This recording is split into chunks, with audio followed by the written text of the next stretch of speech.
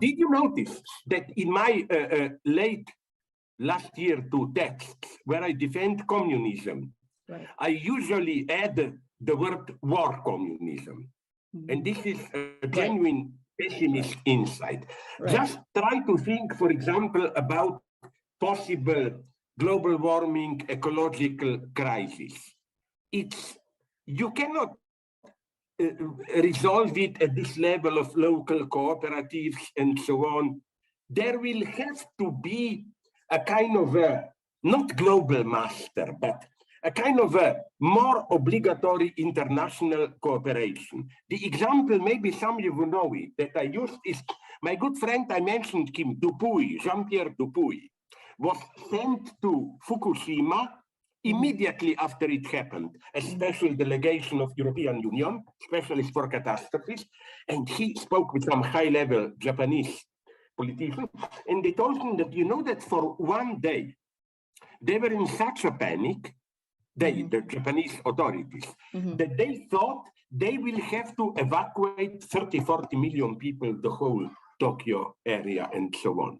Now, in a relatively well coordinated international society, this would be a big problem, but not a mega problem.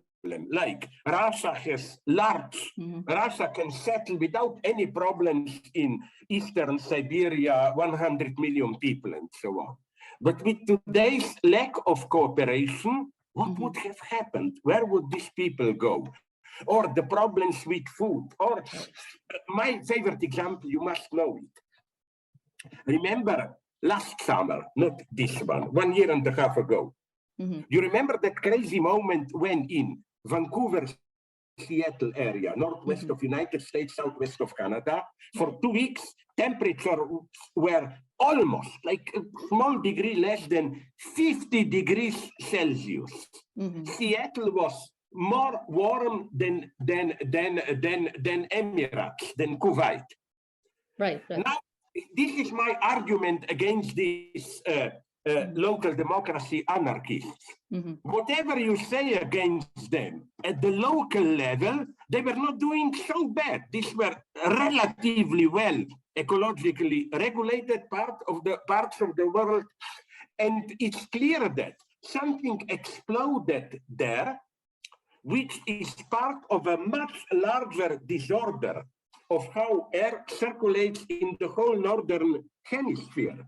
So you cannot even imagine solving it. At the same time, I try not to be a total idiot, and I try to, I'm well aware of that the solution is not some worldwide government. It would have to be centralized, and this would have brought, I think, incredible new options of corruption, you know, because, so I'm not advocating that, but forms of more radical global cooperation, where again, you cannot do without some kind of master figures. And that's also the lesson. Look at South Africa. Although he made a compromise at the end, but they needed somebody like Mandela.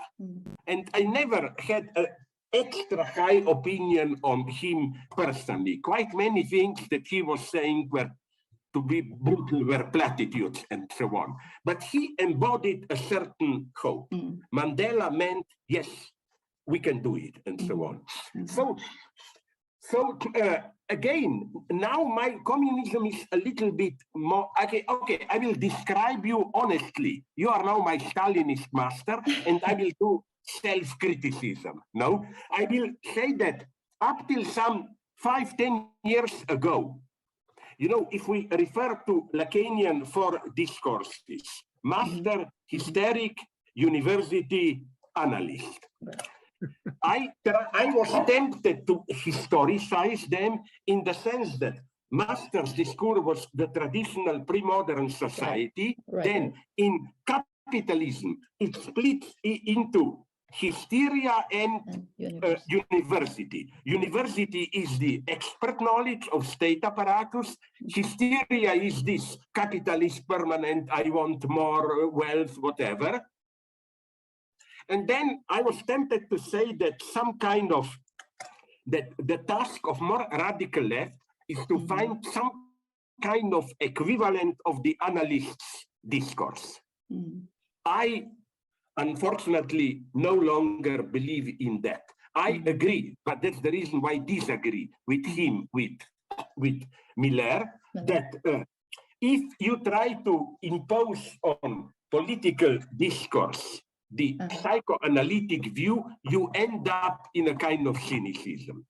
I see through you, you are always victim of fantasies, and I, as an analyst, I know better, and so on. You have to risk the step towards a master.